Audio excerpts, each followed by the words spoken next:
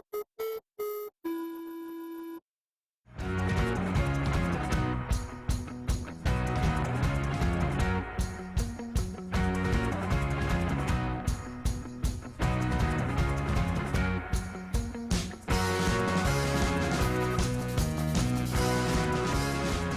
right, new week. Happy Monday, everybody. Welcome into Concrete Jungle, New York baseball podcast, live from the third floor, North Park Building, FingerLakes1.com. Paul Russo, Kyle Evans, Nate Sharman producing behind the scenes with the keyboards and such. Boys, a little bit chillier than usual, but glad to be here with everybody. Everybody have a good weekend all around? Yeah, my weekend was really good. Like you mentioned, it's pretty crisp out there today, but overall the weather over the weekend was pretty good. Mm-hmm. Yeah, no complaints over here. Got to play some golf over the weekend, do a little bit of streaming with you, Paul, and now we're heading to sectionals here in upstate New York, so looking forward to a great week. Yeah, I know you're a little bit depressed, Nate, anyway, that the Lavelle Rocket are a bit better than your Amherst, but... It's only game one. Lost big in game one last week to Utica, so a small setback for a major comeback. I like it. You two are so sad. A lot to get to across the board. Some juicy stuff to kind of get into today. So Real juicy. we'll jump right in. We'll do the Yankees first today, even though we did them first on Thursday. Among other things too, we'll just hit everybody too with a programming note at the end of the show for next week, since it's a holiday weekend next week. So anyway, Yankees. Excuse me. The rare case where both New York teams were postponed on Friday, despite being on opposite ends of the country, but nonetheless, the Yankees postponed Friday, doubleheader on Sunday, ended up being the case. So Saturday was the first game of the series, and ended up being a 7-5 victory for the Yankees. Nasty Nestor Cortez picked up his third win on the year, moves to 3-1. ERA still at a nice, cool 1.80, all things considered there. Loss gets credited to Dallas Keuchel. He moves to 2-4, 6.60 ERA. Keuchel, former Yankee killer, pretty much. This is the first time that the Yankees have really gotten to him in a while, it seemed, anyway. He was a guy, obviously, with Houston that seemed to always have the Yankees' number. And even with his, I guess, relatively short time with the White Sox, also seemed to have their number. So good to see that the Yankees' bats kind of got a little bit active with him on the mound, all things considered. One of the things we'll touch on, obviously, once we move through the whole series here, but interesting to note, Clay Holmes picked up the save on Saturday, his fourth on the year. Cortez, 5 innings pitched, 6 hits, 3 earned, and 7 strikeouts. DJ LeMahieu, a grand slam to celebrate his 10th year in the big leagues. So he gets not only that nice 10-year package, but also grand slam in great style. And despite not having an RBI or anything like that, Giancarlo Stanton really did have a good day at the plate, 3 for 4 there. But the interesting note, obviously, with Saturday comes from the continued, as I will call it, beef between Chicago's Tim Anderson and obviously the Yankees' Josh Donaldson. Tim Anderson, obviously, a bit of he's a person who causes good ruckus, as I'll call it. I believe he's officially now the best statistical shortstop in the big leagues this year. He has the highest batting average of all the league. I know he has the highest batting average, highest OBP, highest OPS. There's a couple other ones too that I know he's got, but yeah. And then obviously, as I call it, notable, notable bleep head, probably my least favorite Yankee, Josh Donaldson. Continued their beef. This is now stemmed for a number of years, and this really has come to a head over the course of the past couple series. Obviously, the Yankees playing the White Sox, last week, and then obviously over the weekend. Donaldson called Anderson Jackie in reference to an interview that Anderson did with Sports Illustrated in 2019. I guess really the main point here is the MLB is investigating this due to the, and justifiably so in my opinion, racial severity of this. There's a really interesting video, and I'll recommend everybody to go check it out on Josh Donaldson on the Baseball Doesn't Exist YouTube channel. If you're into like that type of stuff, it's a pretty interesting history of Donaldson's I guess notable beefs and histories with players, Anderson included. So, what I guess what were your guys' thoughts on this? Because for me, I don't necessarily believe that there was racial intent or this was a racially driven comment. That being said, he Donaldson, in my mind, actually probably should be suspended in this case. It was a fairly dumb thing to say, given where you could certainly see where it would be drawn from or charged from in this case, especially if you're Anderson, who is perhaps the most outspoken African American in baseball.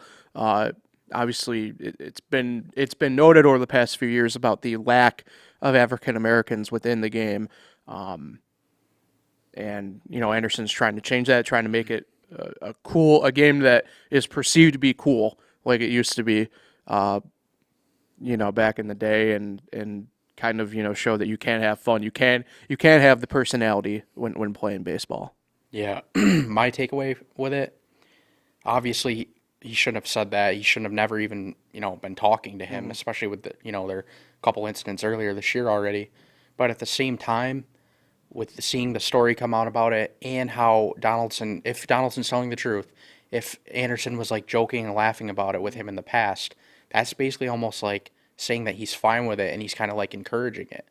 Like he thinks it's cool that, oh yeah, he's the next Jackie Robinson.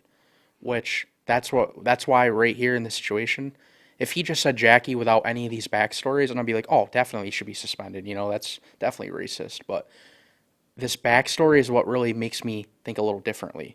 But yes, he should not be even saying that, or just like Boone said, just keep your mouth shut. Don't even say anything to him. But yeah, that backstory is kind of what gets me to think like, oh, maybe he won't get suspended. Maybe, things will eventually just like, I don't know, he wants to talk to Anderson. But I don't think Anderson wants to talk to him. And in Anderson's shoes, I don't think I'd want to be talking to him either at this point. But yeah, like, I don't know. He shouldn't have said it. Don't talk to him ever again about it. But at the same time, Anderson is wrong for laughing about it in the past if Donaldson's telling the truth. The main thing, I guess, is where is that laughing coming from? I mean, I laugh when I'm nervous about something. Like if somebody says something, I kind of just like have to like laugh it off in a sense, right? But apparently it happened multiple times, and he never had a problem with it. Yeah, I mean, if you're one-on-one with him, and you think somebody's being racist, people get really offended and will like say something about it, or people try fighting you, and that never has happened. Right. So that's why I'm very curious. And the first time it happened in the game, apparently it happened earlier in the game when he slid into second, when they were jawing in between innings. If Anderson was really mad about it, I'm surprised Moore didn't like turn out right then and there. Like he didn't even try really like going at him. He was just kind of like backing away and saying stuff. That's why I'm like, oh, I thought for sure he'd go right up to him and swing at him. I mean, if somebody's being racist, that's no joke. Right. I mean, I think too. Liam Hendricks brought up a good point. Whereas if this is an inside joke, then clearly it's one person on the inside in on the joke then at that point. But definitely shouldn't have said it. But right, my main thing is, I mean, we know Donaldson, and at least on the field, we know the type of individual he is, which is why I kind of struggle with, I guess the intentions of it in a way. Has there been any? Because I really don't know his whole history. Has there been other incidents with black players that he's? I don't think so. At least not to my upfront knowledge, anyway. He's been in the league a while. I would think if he was racist, he'd have a bit more. Well, I think the only problem he's had with, and I'll go with a more, I guess, broad stroke here with players of minority descent or minorities, would be the Rougned Odor situation, but that also obviously was much more deeper with involving Jose Bautista and so on and so forth throughout that. But like I said, I mean, Donaldson is a fairly known, as I call bleep head in baseball. I mean, it is a it's a fine line to walk in this situation, period, full stop, no matter who it is. But the fact of the matter is, we know the type of player Donaldson is on the field, which, like, again, this is why I struggle with the intent, right? And Liam Hendricks, who has a good point in this, is right. Where I go back to this, if it's an inside joke, then Anderson probably shouldn't be getting upset as he was. I mean, you do bring up a good point about the laughter. But I don't know if it's more from, like, say, a nervous tick style with Anderson at that point or what. Yeah, one quick thing too. I'm wondering if Donaldson is telling the truth again. When he has called him Jackie in the past, has it been in like a game situation, Right. or has it been like off the field? But I don't see them two hanging out. No. So it had to have been on the field. Yeah. So again, I don't know if Donaldson's telling the truth, but if he is, and he said it on the field in the past, and Anderson was okay with it and kind of laughed and agreed on it, this is where I don't understand. Like, what change did it change just because of the last time in Chicago when Donaldson and him got into it at third base? Maybe that little incident there kind of made him like, oh, I don't really like this guy anymore. Right. So now when he says that, he's offended by it. Mm-hmm. You know what I mean? Like, Sure. there's just stories that we don't know. In either player, like, you never know when somebody's telling the truth. That's why MLB is investigating, trying to figure out more facts from probably even other players. Are trying to figure out, like, is there actually been issues before with him being racist and stuff like that. So yeah, there's just a lot to unfold, and I don't know. We'll see what happens, but he could probably be suspended. Yeah. I mean, I lean towards him probably getting suspended here in this case at this point. I don't know if it's more preemptive for stuff later on down the road or reactionary, but like I said, I just don't think. Given the current climate of baseball and just the history of baseball in general, right? I mean, the MLB was the first of the big four to have integrated, while at the same token having the biggest signs of still having that racism with it throughout integration, more than basketball, more than football, more than hockey. Baseball, you still have the signs. I mean, it's pretty well documented what Jackie Robinson had to go through, specifically in the what we'll call the closer at the time southern cities that he had to play in, notably Cincinnati. There's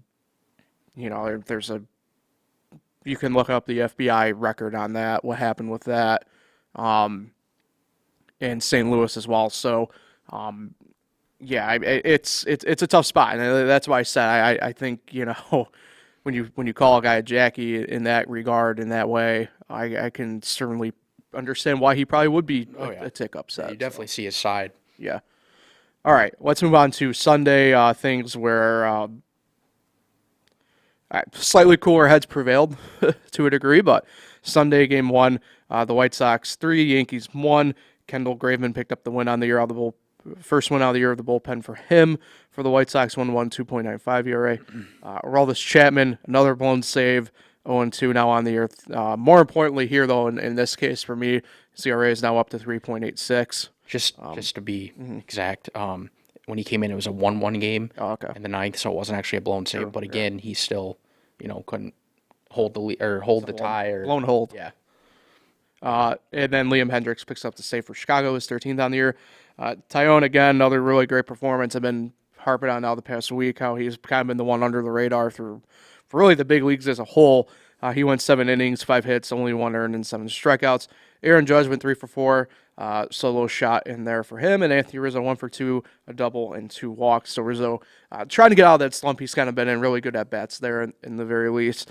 But we've come to learn that, and I don't like this. I like the way Boone kind of addressed it in a way. I understand if Chapman is, in fact, fully dealing with this Achilles issue. If that's the case, I don't know why you pitch him in the first place at that point. That being said, I do feel like the injury thing is a little bit of a scapegoat to kind of disguise some issues going on with him. 100%. I mean, you're putting him in a high leverage situation in a game that, like, yeah, it's only May, as they all say, but it's still an important game. And you're putting him in with an injury? I don't believe that. Right. Especially in Achilles. I mean, it's about, the second worst injury for a pitcher that you could have in baseball, and probably overall as a player, the worst injury you could have. And I know his velocity's down, but I mean, we've kind of seen that several times throughout his career. There's just times where his velocity isn't there, Right. and he's not commanding his pitches. And he's not young anymore either. Yeah, to and be then fair. he's not commanding his fastball, and then he goes to a slider and he hangs it too much and gets him in trouble. Then game 2 yesterday, a 5-0 Chicago White Sox shutout of the Yankees. Michael Kopech picked up his first win of the year, 1-1 now on the year. A 1.29 ERA is what he has registered. Jonathan Louis-Saiga picks up the loss, 1-2, a 7.02 ERA. Again, another really good quality performance. Got himself out of a ton of problems throughout the game. Luis Severino, no decisions, 7 innings, 8 hits rather, 5 strikeouts. Not a ton, obviously, going with the Yankees offense. This was Kopech had a no-hitter going through 7. Technically, Kopech, I think, was 7+. I think they pulled him right in the 8th inning. But Yeah, and he was perfect through 5. So. yeah, so but Rob Brantley picked up a double. Broke up the perfect game. That's true. It was, yeah. We'll touch base on why Rob Brantley was has been signed to a contract and brought up here. Many people are probably like, "Who is that?" Right. And Aaron Judge also had a double yesterday. So let's move on before we jump ahead and look ahead for what's ahead. Let's jump into the New York Yankees notes that we have going on. Joey Gallo and Kyle Higashioka were placed on the COVID IL list. Obviously, teams can't say, but we know that both of them are vaccinated, so it's safe to assume that they did indeed test positive. Yeah, Michael Kay said during the broadcast that they did not, according to what he's heard. Oh, okay. Well, that's just symptoms, and that's why they're placed on there. So that's interesting to note then. So with that, that's why Rob Brantley got signed to a big league contract and called up for his 3rd stint as a Yankee, I think, something like that. So he's a veteran catcher. He's been around. Very good. He's been pretty much the quad A guy for the Yankees now for the past couple of seasons. And I mean, as you mentioned, he's not gonna lose you games back behind the plate. Other notes: Chad Green exited the game last Thursday, or no, was it Thursday or was it Saturday? Thursday, yeah, and with a tight right forearm, which means pretty much if you're a pitcher or any, I guess, baseball player at that point, usually means your UCL has either torn or is about to. He will be undergoing Tommy John surgery at some point this week. He's still choosing between a couple different doctors. Last time I checked last night. In addition to that, Louis Hill will also be having Tommy John. He left the game, his start against the White Sox last week. He did not have a tight right forearm, but he did feel discomfort in his elbow, which just grabbed it which right is away. which is what happened with him. So he'll also be having Tommy John later on this week as well. Both of them obviously will be out until at least this point next year at the earliest. In response to Chad Green, Ron Maracchio, I definitely probably just butchered his name to no end. It's Marinaccio. Yeah, so yeah, fellow Italian on Italian crime that I just had. He's been recalled to take his spot. A couple other just injury notes. Ben Rodvet, who I'm not very sure is even a real person at this point. Yeah, will we ever see him? To be honest, he had cleat-up surgery on his right knee last week, which is the one he had surgery on about a month ago. So he'll be out an additional 6 to 8 weeks there. And Tim LaCastro has begun a hitting program. He's progressing back from his back strain. So we should expect to see him. I believe it's mid-June's the target, but would be great to have him back off the bench, as a late defensive replacement or a pinch runner. Speed, yeah. And he's a decent bat. I mean, I think people kind of forget. I mean, he doesn't obviously hit for power, but, he gets the ball in play more times than not. So let's take a look ahead for the Yankees. 3 games at home in the Bronx against Baltimore this time around. Baltimore 7-25, 5th in the AL East. This is a Monday through Wednesday series. So pretty much this is teams that have seen each other very much so early on here. These are names for Baltimore that we have discussed many times over. Jordan Lyles will be on the bump for them tonight. He's 2-4, 4.11 ERA against Garrett Cole. Cole 4-0, 2.89 ERA, much to the chagrin of Nate Sharman behind the scenes. He's been awesome the last, 3-4 starts? give or take. least. A little bit more than that. Best pitcher in New York. Yep. No, I'm kidding. Well, right, he might be now. We'll obviously touch on that with the Mets here coming up in just a minute. Tuesday, tomorrow night, Bruce Zimmerman for Baltimore 2-2, 3.48 ERA against Jordan Montgomery, who is 0-1. We'll see if the run support comes. He did get some run support last Thursday in Baltimore. Just the offense kind of, The bullpen let him down. And then the bullpen, yep. 3.35 ERA. And then Wednesday, Tyler Wells for Baltimore 1-3, 4.41 ERA against Nasty Nestor 3-1, 1.80 ERA. All games 7:05 first pitch, and all games on the ES Network and your local fan affiliate. Great news. Yeah. This Baltimore team, I am scared. They are in a weird hot streak right now where they have won. They've won. I think it's 3 of their last 4, all via walk-off, and that's just frightening as hell for me. And Rougned Odor is really hitting 7-game hitting streak. So. Also, this will be the Yankees' first time seeing recently called up Adley Ruckman. So I'm really excited to see him. He's actually one of my favorite prospects I've been able to see in person before. So really excited to see him. And Anthony Santander and Austin Hayes have been just destroying teams. I'll say, Hayes is back. I know he got cleated early last week. He was on a couple of my fantasy teams, but I know he got cleated last week on his left hand, which is his non-throwing hand, but he had to sit out a couple of days, and I know he's one of the few remaining batting gloveless hitters, and he said it was the first time in his pro career he had to wear a batting glove at all the past few games. Reminds me of Joey Wendell. Really? Joey Wendell comes to mind just because, no that's batting true. gloves. Yeah. All right, let's move on to the Mets. Holding steady still in first place in the NL East. Like the Yankees, but for a completely different reason. They got postponed on Friday in Colorado. Nate, you mentioned last week on Thursday about the weather in Colorado, and that was the case on Friday. By the way, have you ever played baseball in the snow? Maybe just a few flakes coming down. Okay. But. I've played in a blizzard before. It's not pleasant. Not pleasant at all. That reminds me, Nate. Have you played?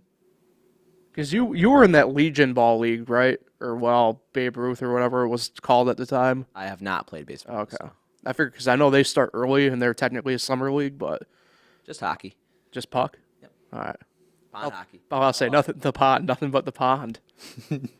All right. So Saturday, game 1 for the Mets, a 5-1 victory. Carlos Carrasco picked up his 4th win on the year. Moves to 4-1, a 3.5 ERA. Herman Marquez picked up the loss for Colorado, 1-4 now, 6.14. It's bad if you give up 5 earned runs if you're Marquez and your ERA drops. So God, such an interesting mystery with him. Has been so good the past couple of years, and now is just kind of in this really weird lull. Yeah, that ERA is a little too high, but they do say, it's hard to pitch at Coors Field, so. Yeah. Well, we'll touch on that then in a second because Cookie Carrasco went 5 1/3, 7 hits and earned run and 4 strikeouts. Marte Parte 2 for 5 home run for him, and then Jeff McNeil 2 for 5 with a couple doubles. So good to see again. We've mentioned McNeil now a couple different times over the past couple weeks. Good to see him kind of getting going here after a slow and a little bit of a injured start for the Mets. We're calling him a utility guy, even though he's really not, but, hyper utility guy, we'll call it. Saturday, game 2, 11-3 loss for the Mets. Ashton Godu picked up the win out of the pen, technically. I think the Rockies kind of did a really weird bullpenish style game that day. 1-0, 6.48 ERA. Trevor Williams picked up the loss, 0-3, 5.21 ERA. We will touch a little bit more on that here in just a second. Brandon Nimmo went 2 for 3 with an RBI. Alonso 2 for 4, and J.D. Davis 2 for 4, an RBI and a run scored for him. Yeah, and they really just had one bad inning. I think it was a 6-run inning. Yeah, Williams got rocked. I think it was pretty much right in the 4th or something like that. Earlier on in the game. Yeah. I know serving for Colorado, their catcher, who's just not called up, but this is his first really full stint in the big leagues. Spent, I think it was 7 or 8 years in the minors, and he got to Trevor Williams, so credit to him. Then Sunday yesterday, a 2-0 Mets victory for the 7-line faithful. Ty Walker, second win on the year, 2.70 ERA. Austin Gomber picked up the loss for Colorado. It was a 2-4, 4.11 for him. And Sugar Diaz picked up the save, 10th of the year. Walker, 7 innings, 5 hits, 6 strikeouts. Lindor, 2 for 4, an RBI. And Jeff McNeil picked up a double, so good to see him getting going once again there. A couple news and notes for the Mets. We could be seeing Tyler Mago return as early as Friday. Ball indications are don't expect him to be rushed back. Mets plan on going slow with him as he rebounds from right bicep tendinitis. He did begin a throwing program last week, which is why there's some people assuming that he'd be back Friday, but don't expect it. Max Scherzer was formally placed on the 15-day injured list over the weekend, retroactive to May 18th. His MRI Thursday afternoon, pretty much right after we got taping, actually, Thursday's episode. He has a moderate to high-grade internal oblique strain. His recovery timeline is somewhere in the 6 to 8 week range. They're targeting, in a best-case scenario, sometime mid to late July to have him back. Huge blow to the rotation. Yeah. So they're pitching a little bit down for the count at the moment, the Mets, as they head for a 3-game series out in San Francisco. 22-18, third in the NL West for them. It's become a bloodbath in the NL West almost at this point between them. Tonight at 9:45 on SNY, we got David Peterson, 1-0, 1.89 ERA, going up against Alex Cobb, 3-1, 5.61 ERA. Tomorrow night on Tuesday at 9:45, also on SNY, Chris Bassett, 4-2, 2.77 ERA, going against Logan Webb, 5-1, 3.54 ERA there. Wednesday, getaway day for the Mets, 3:45 Eastern, first pitch on SNY. TBA against Jacob Junis, a nice little reclamation project again for the Giants that they've had 1-1 on the year with a 2.70 ERA. He's kind of bounced formerly with the Royals. Started the year up on the big league club with the Giants, went down, pitched a couple of games with their AAA team in Sacramento, and found himself back up due to injury, and he's kind of holding on really nice and strong there. So your TBA on Wednesday, it's an interesting scenario. Thomas Sapucki has flown with the team out west on Friday, this past Friday. He did pitch for Syracuse, only to throw 1 inning and get a strikeout. And there was a little bit of an unsure reason why he only pitched 1 inning, but it was because they weren't sure if they did want to go with Trevor Williams for sure on Saturday. They opted to go Williams there, but Wednesday would be Williams' spot in the rotation, but all signs are kind of pointing to Sapucki to have that spot on Wednesday. Yeah, and they didn't want Sapucki to just not throw at all on Friday, so going 1 inning was actually just a great idea because you didn't know if you wanted him Saturday or whenever. But yeah, I'd be interested to see how he does. Yeah, this is more or less, he was at one point one of the Mets' top prospects, and more or less, a lot of people are kind of pointing to this being their last, or his last opportunity, really, at least with the Mets anyway, to kind of break and get up with the big club. So it'll be interesting to see kind of what happens with him there. All right, let's move on to our beloved throughway teams, Rochester and Syracuse. Name of the game for every team, this was just rough. It was not an ideal week or weekend for teams. The Red Wings lose the series to Lehigh Valley, but luckily for them, they've maintained their lead in the IL East. 2 games, or no, game and a half actually, over Lehigh Valley now. 26-16 for the Red Wings. Thursday, a walk-off victory on Education Day. 10-9 victory. Jordan Weems picks up the win out of the bullpen. Damon Jones, a loss for the Iron Pigs. Taylor Gashew, 3 for 5, 3 RBIs, and a double, and he also had a walk-off single in the 9th. Did he come from Double-A? Because I haven't heard. Yeah, so Gashew is a bit of a he's been so far a career minor leaguer. This is his 8th season in the minor leagues. I believe this is his 2nd within the Nationals farm system, but yeah, started here at Double-A Harrisburg. Has been called up over the course of the past couple weeks to Rochester. Seems to be raking. Yeah, and is certainly taking advantage of the opportunity. I mean, you look at where it's been Meneses or notably also Palacios. These guys that they've called up or have brought in via whether it's minor league trades or something like that have been and Fox is really been good, hitting really well too. Yeah, so we'll touch on Fox too Even though it was not a good game overall for the Red Wings on Friday, he was a big bright spot for them there. Jeffrey Rodriguez got rocked in he only went 2 2/3, no decision for him to start, 10 hits, 7 earned, and a strikeout there. Obviously, you mentioned Kyle with Lucius Fox, but Lehigh Valley 10-2 victory over Rochester on Friday. Sterling Sharp got the loss there for the Red Wings. Michael Marriott the win. But yeah, Lucius Fox first home run of the year with Rochester, 2-run homer for him. Excuse me. And then Trace Bria and also Richard Urania had a double there. Sterling Sharp only went 4 innings, 7 hits, 4 earned, a walk, and 7 strikeouts. So, but yeah, you mentioned Lucius Fox really picking it up here over the course of the past week and a half, 2 weeks. Yeah, it seems like I've been finding his name a lot in the box score recently, a lot of multi-hit games. If I remember right, he kind of struggled in the beginning of the year. Yeah. And then kind of came on and he's been hitting really well. He started up with Washington this year.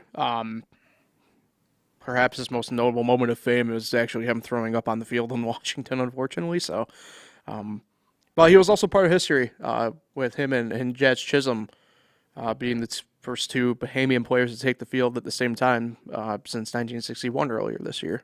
So, a little history there. Saturday, rain-shortened game, but Rochester came away with a 1-0 victory.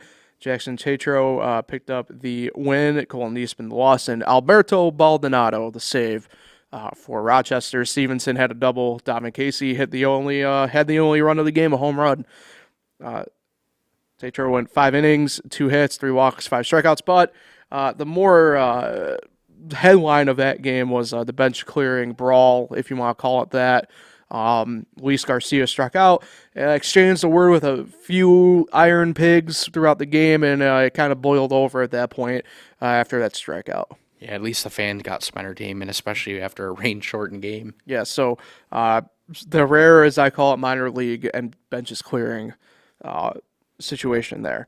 And then on Sunday, Lehigh Valley rebounds for a 4-2 win. Ricardo Sanchez picked up the win. Reed Garrett the loss out of the bullpen, and Nick Duran the save there.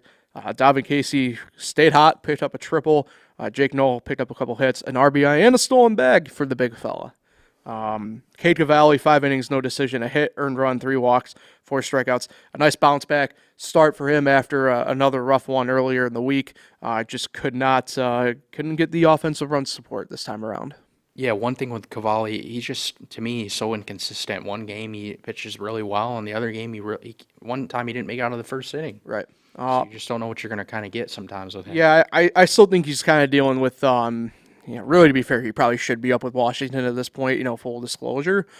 So I don't know what, if I don't like speculating about it. He's probably dealing with a little bit of, the mental hurdles and stuff like that. Yeah, and it's weird because sometimes, I know this doesn't make any sense, but pitchers struggle more in AAA than they do in the majors. Look at Luis Gil, Davey Garcia with the Yankees. Yeah.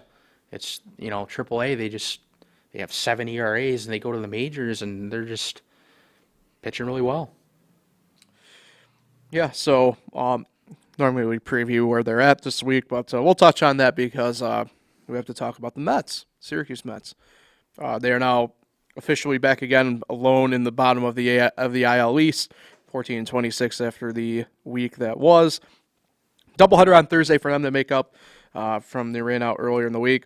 1-0 win there in extras, even though it's the 8th inning. Doubleheaders in minor leagues, they play 7 innings. Yohan Lopez picked up the win. Kyle Johnson the loss.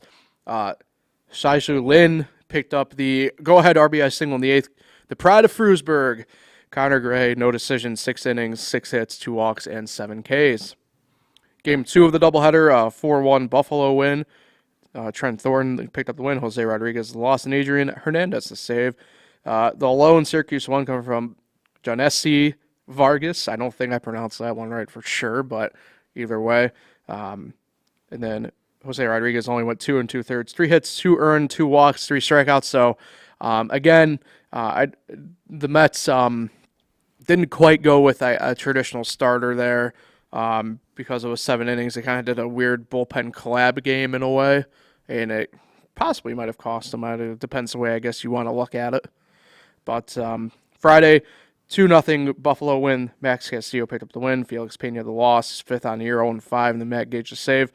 Vargas and Ventios picked up the only 2 Syracuse Mets hits of the game. And as we mentioned about Zapucki, he started but only went the innings. So I think that was tough too. I mean, he put Pena in a tough spot to kind of go a further distance.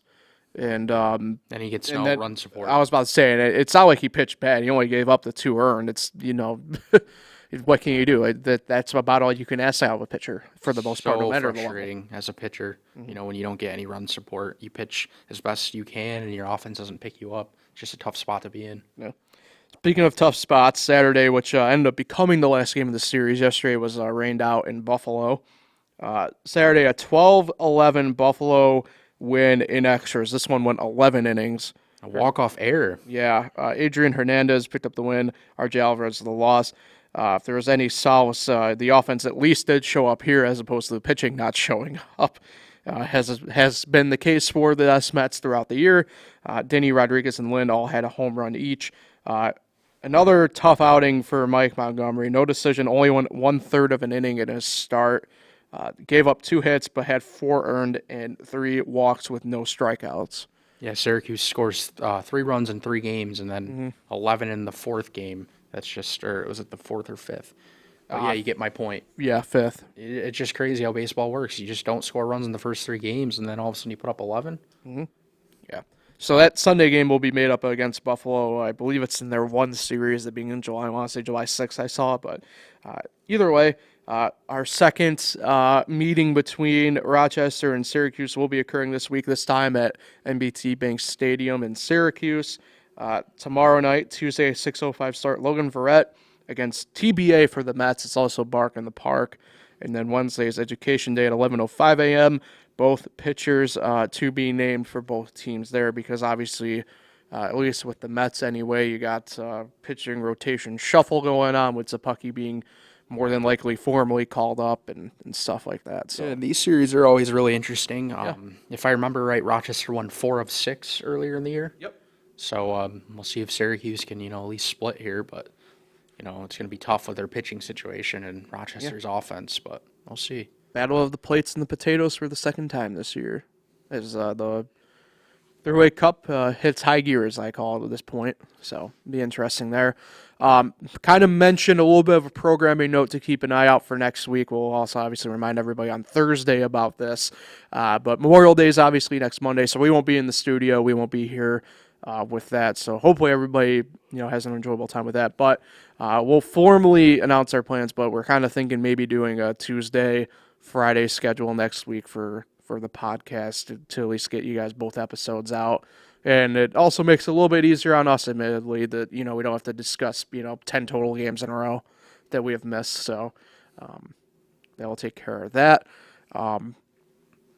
Until then, we'll see everybody Thursday. Any parting thoughts here? I know this was one of our deeper episodes. I mean, some difficult stuff to discuss, but we got through it.